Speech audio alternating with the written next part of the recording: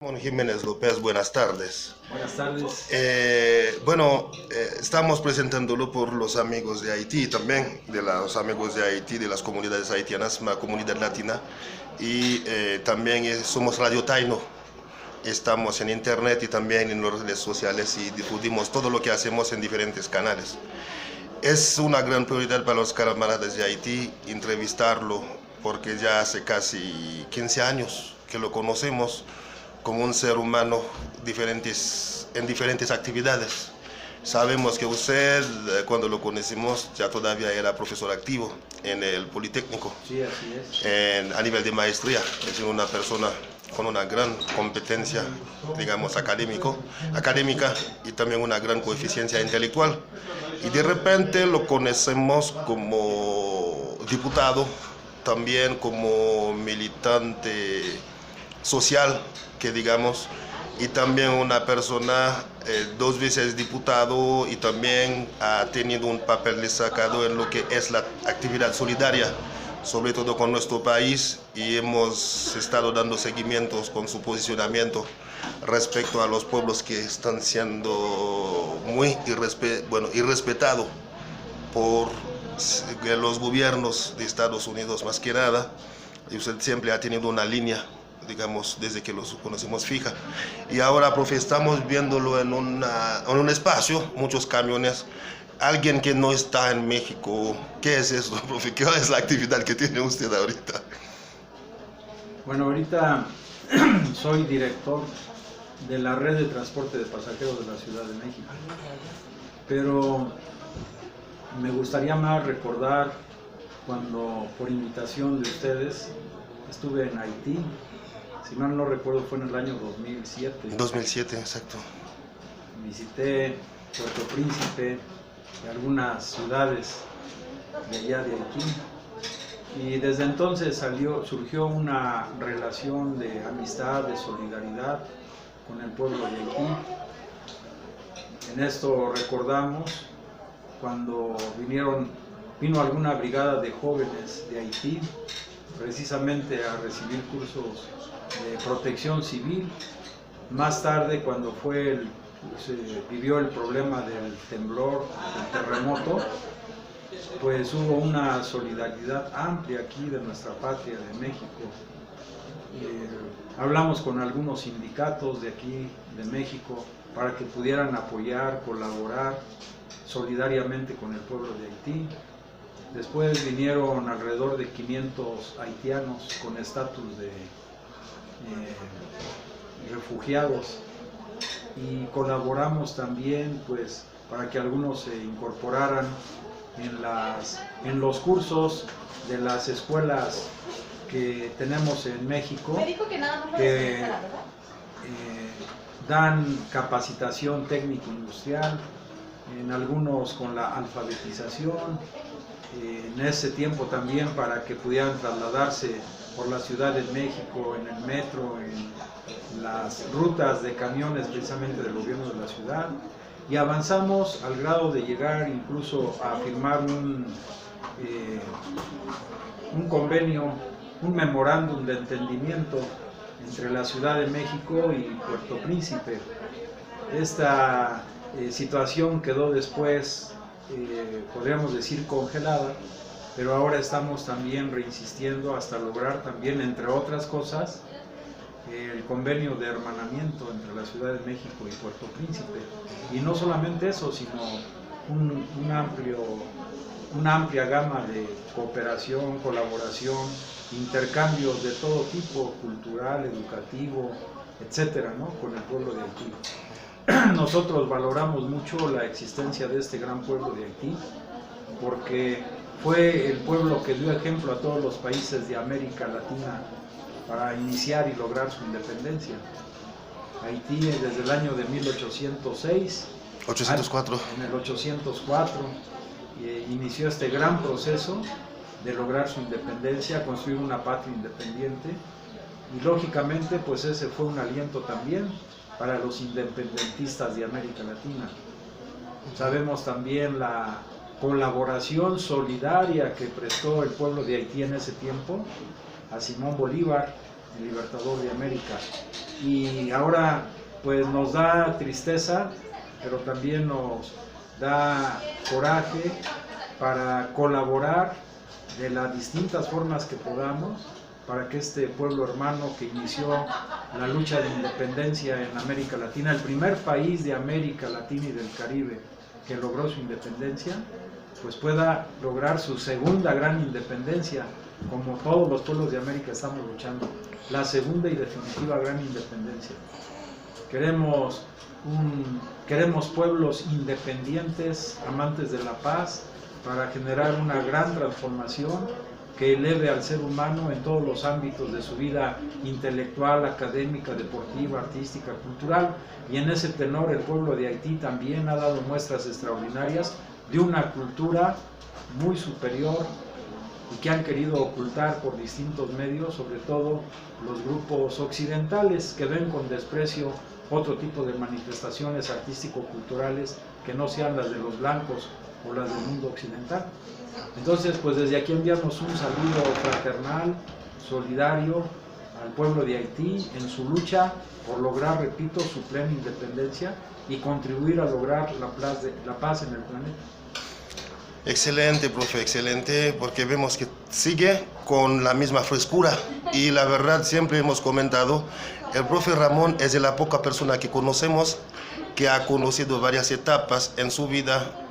Bueno, ha sido siempre el mismo ser humano con diferentes responsabilidades y se está observando, tiene como si fuera ayer su estancia en Haití y las experiencias y también las perspectivas, digamos, sociales y políticas progresistas del pueblo haitiano.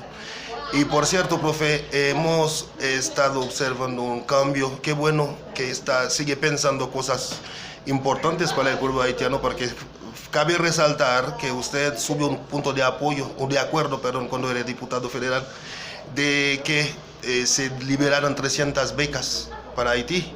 Y esas 300 becas, ya que usted no fue diputado, culminó, se realizó y los jóvenes lograron estar en Haití. Ahorita creo que ya están ya recibiéndose como licenciados.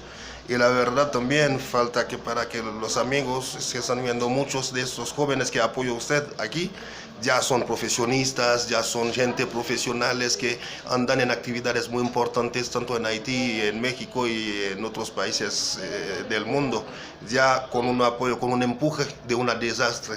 Esto sí se le agradece mucho personalmente uno como haitiano, profe. Y este cambio, profe, político que se está observando en México, ¿cómo lo ve?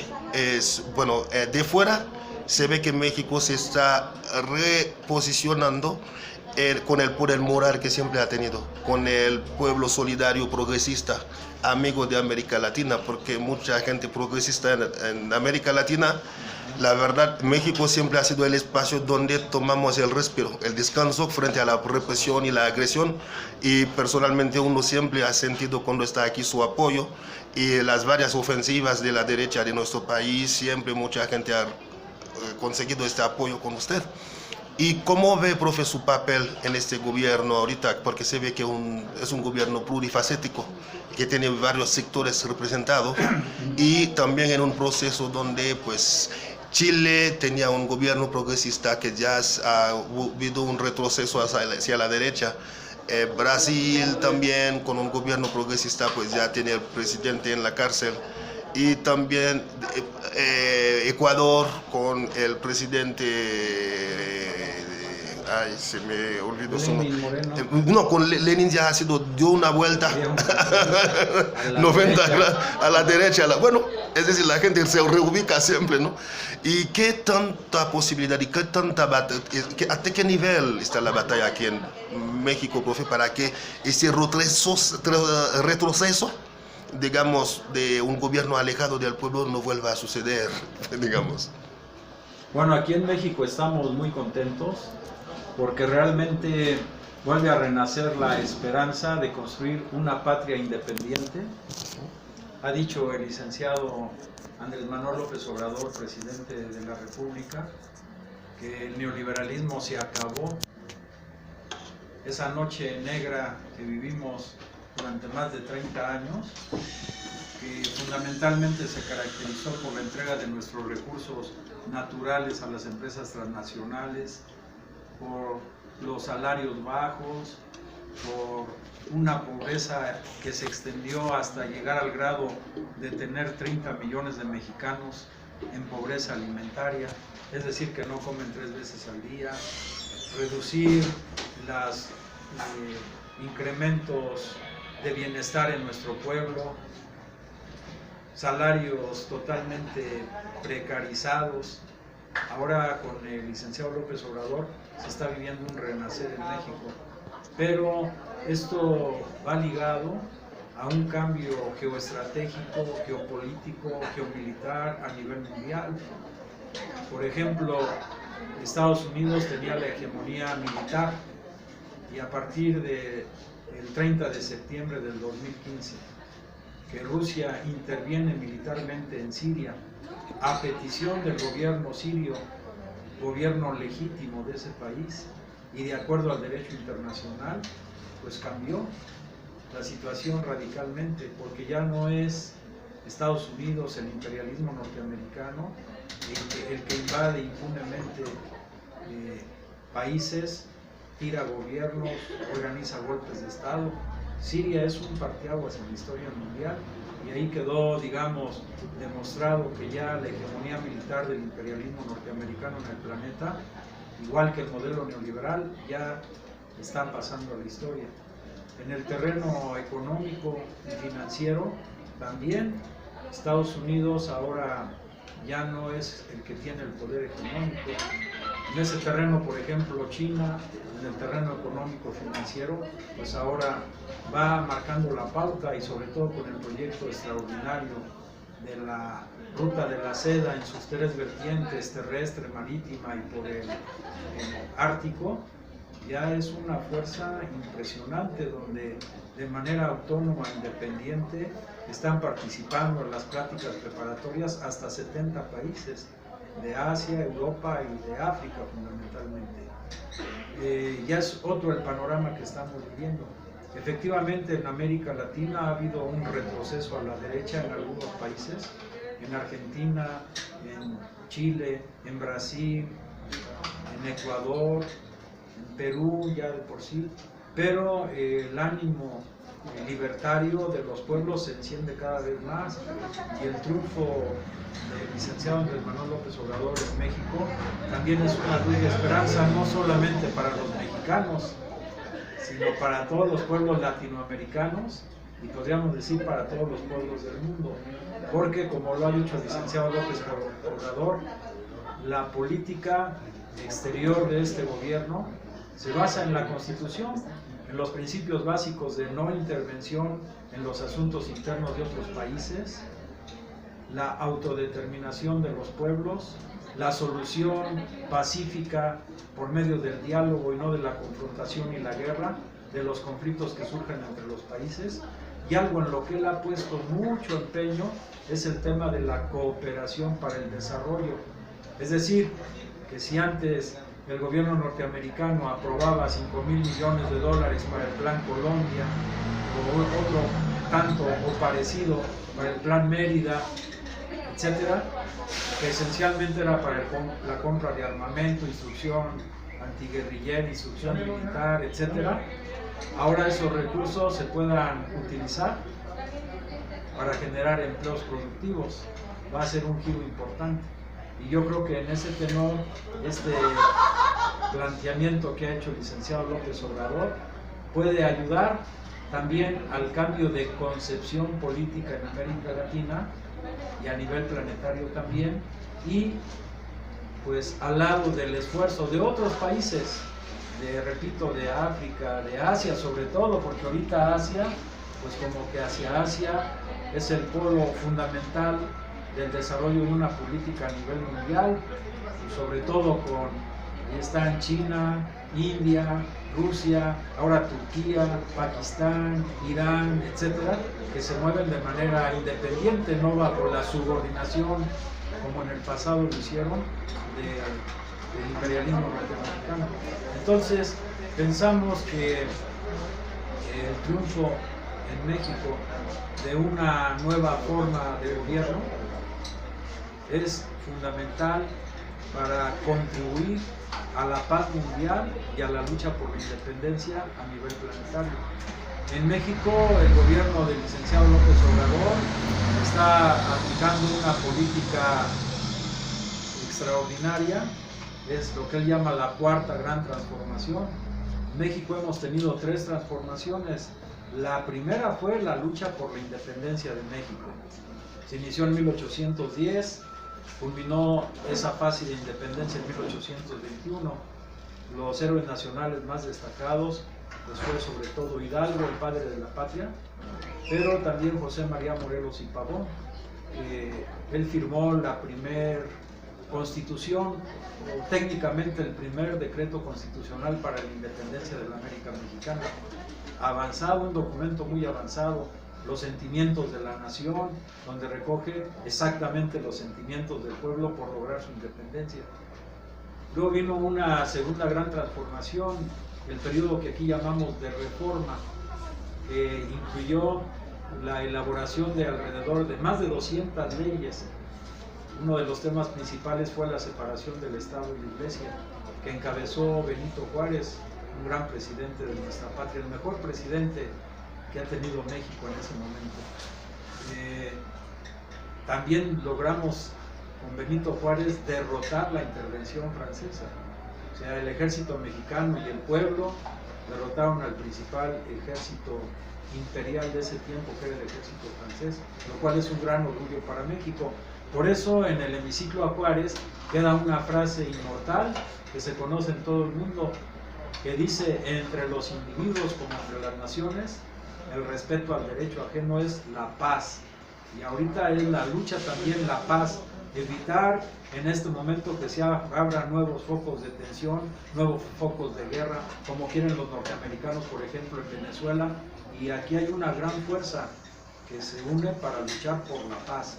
Y también acabar con la intervención de los norteamericanos que tanto daño hizo, por ejemplo, en todo el Medio Oriente, en Siria, en Irak, en Afganistán, las agresiones permanentes a Pakistán, ahora el apoyo a Arabia Saudita para la lucha contra Yemen, etc. Entonces queremos un mundo de paz, pero nosotros tenemos el antecedente de Benito Juárez, desde el periodo de la, digamos, más o menos 1850, 1870, por decir 20 años donde estuvo esa lucha importante de nuestro pueblo.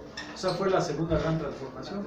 Y la tercera fue la Revolución Mexicana de 1910 a 1917, algunos de cuyos dirigentes más destacados fue Francisco Villa, Emiliano Zapata, y después, para concretar los anhelos del pueblo, el periodo del gobierno del general Lázaro Cárdenas de 1934 a 1940. Esta revolución mexicana tuvo 3 vertientes fundamentales. Fue una revolución antifeudal para acabar con los latifundios, los intereses de los grandes terratenientes.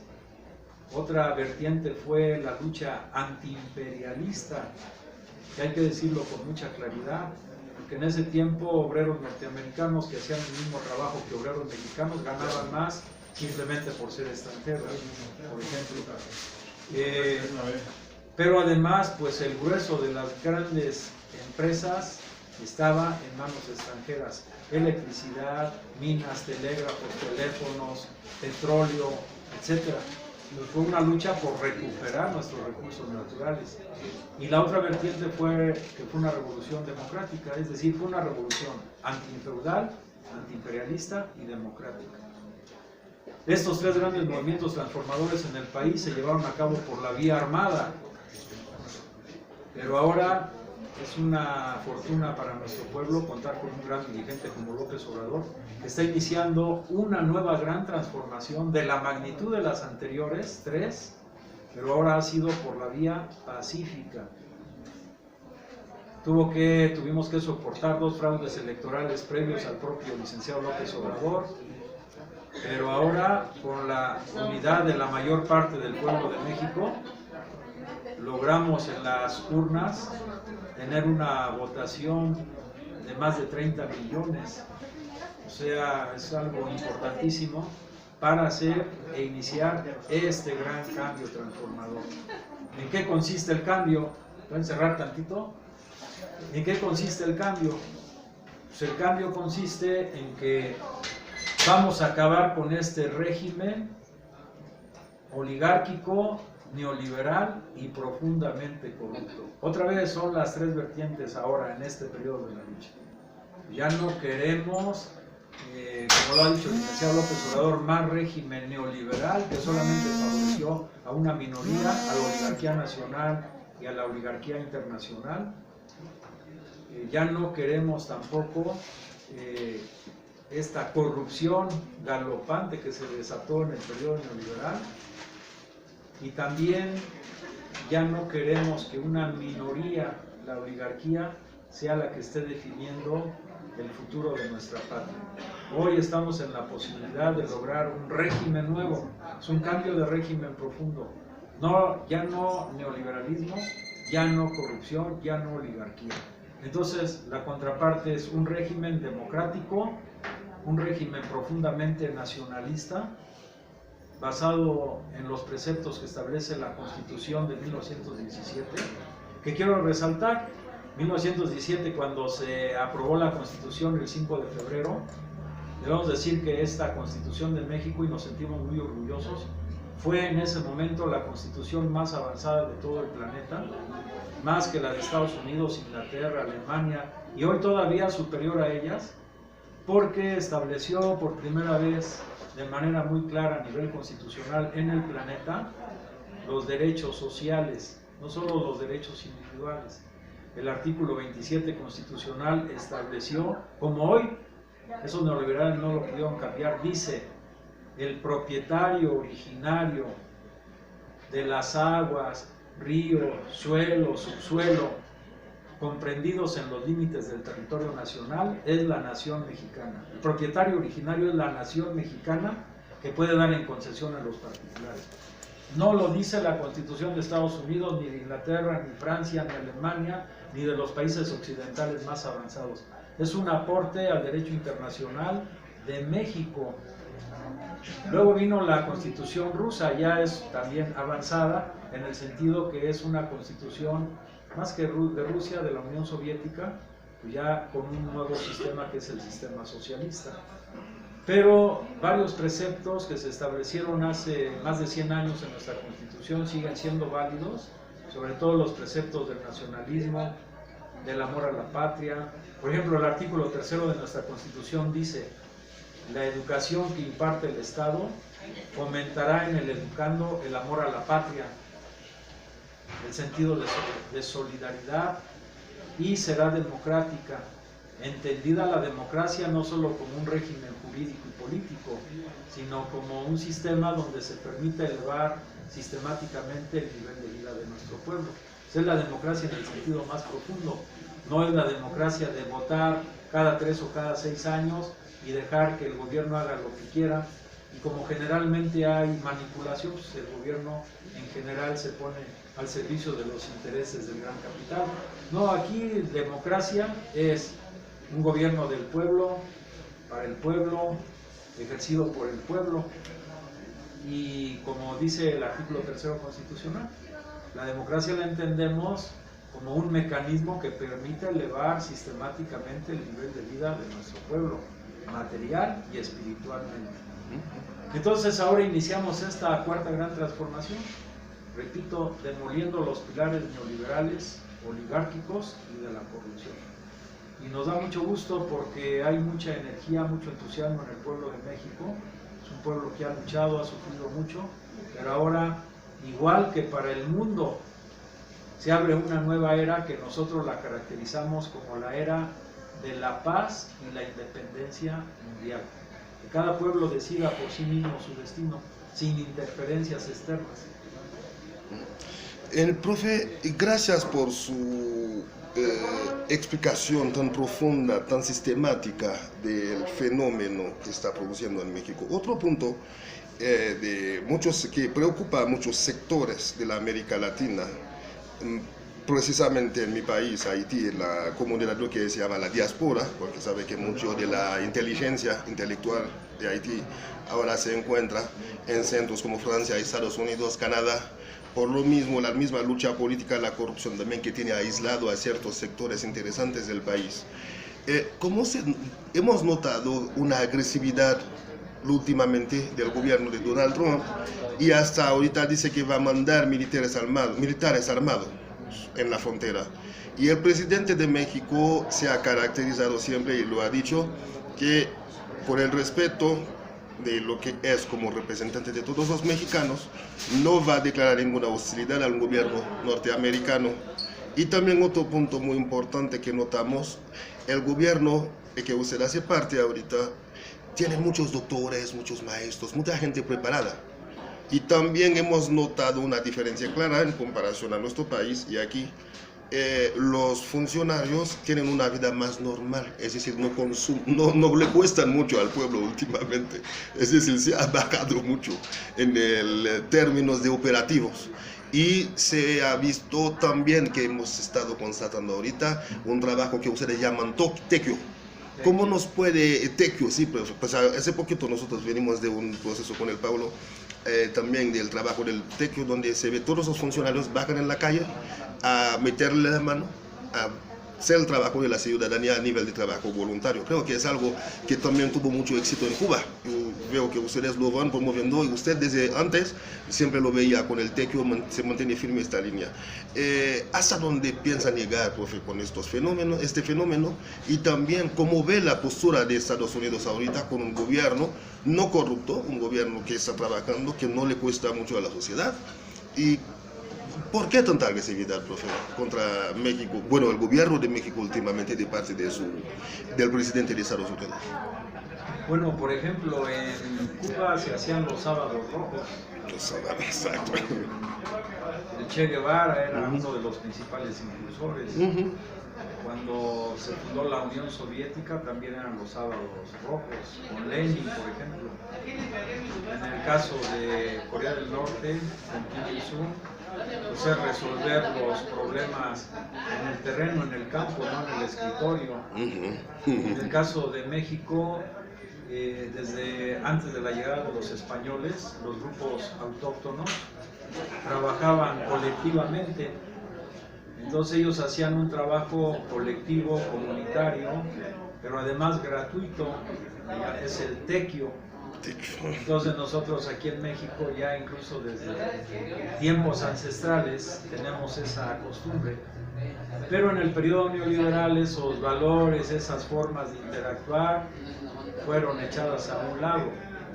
Ahora que llega el licenciado López Obrador como presidente, una de las principales medidas que tomó fue primero reducir el salario de todos los altos funcionarios a la mitad o menos de la mitad.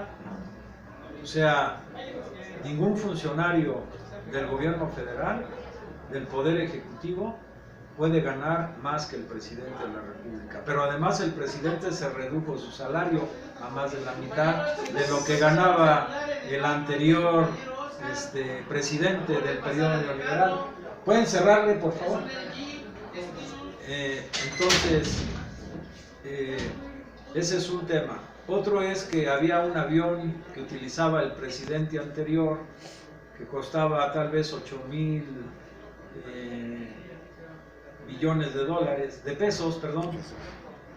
Entonces el presidente de México, el licenciado López Obrador, decidió no utilizar ese avión, ni tener avión presidencial.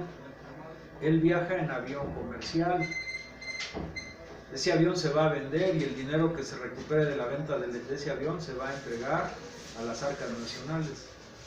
Antes los presidentes vivían en lo que se llama Los Pinos. Es una residencia suntuosa, impresionante. Ahora el licenciado Andrés Manuel López Obrador decidió que esa residencia a la que no tenía acceso el pueblo, pues hoy es un museo, un lugar de arte, de esparcimiento, donde puede ir el mexicano más humilde. Y el presidente tenía una guardia que era el Estado Mayor Presidencial, compuesta por más de 8,000 elementos. Ahora ese Guardia Presidencial desaparece y más bien esos elementos del ejército se incorporan a actividades pues de seguridad nacional. Ya quiero decir, por cierto, que el ejército mexicano, que además fue resultado de la Revolución de 1910 y que en su inmensa mayoría está compuesto por campesinos y personas de las clases populares, la educación que recibe en el colegio militar es una educación nacionalista, de amor a la patria, pero que en el periodo neoliberal, pues el gobierno civil lo utilizaba para reprimir. Ahora el licenciado López Obrador ha dado una buena noticia, que elementos del ejército, por su experiencia como ingenieros, por ejemplo, topógrafos, arquitectos, ellos van a desarrollar el proyecto para construir el nuevo aeropuerto de la Ciudad de México en la base aérea militar de Santa Lucía. Es decir, son ingenieros mexicanos del ejército mexicano. Hay un viraje. O sea, López Obrador ha dicho, el ejército nunca se va a utilizar para reprimir al pueblo. Y miren, ahora el ejército se va a encargar de la construcción de este aeropuerto importantísimo para la ciudad. Pero no solamente eso, sino que el ejército está asumiendo con el liderazgo del licenciado López Obrador también una función social de apoyo al pueblo, no de represión al pueblo. En eso él ha sido muy enfático. Eso es un cambio importantísimo, porque muchos ejércitos de América Latina y del mundo pues son utilizados o han sido utilizados por las oligarquías para reprimir al pueblo. Por otro lado, el presidente Andrés Manuel López Obrador no utiliza carros de lujo blindados con una escolta de 100, 200 personas, guaruras aquí les llamamos, sino que él pues vive en su departamento o en Palacio Nacional, no vive con lujos. Él se basa en un principio que implementó el presidente Benito Juárez en su momento. Ese principio es de la austeridad republicana, o sea, vivir en la justa medianía, sin lujos, sin prepotencias, sin arrogancias, ¿no? Cuidando el dinero del pueblo para obras en beneficio del pueblo. Por eso, y con esto quiero concluir, hay varios programas sociales. Vale la pena destacar este.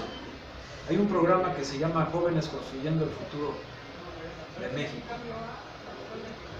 Este programa permite que se incorporen a trabajar como aprendices en empresas públicas, privadas, cooperativas en el campo, 2.300.000 jóvenes de México, ganando mensualmente casi el doble del salario mínimo. Eso es muy importante.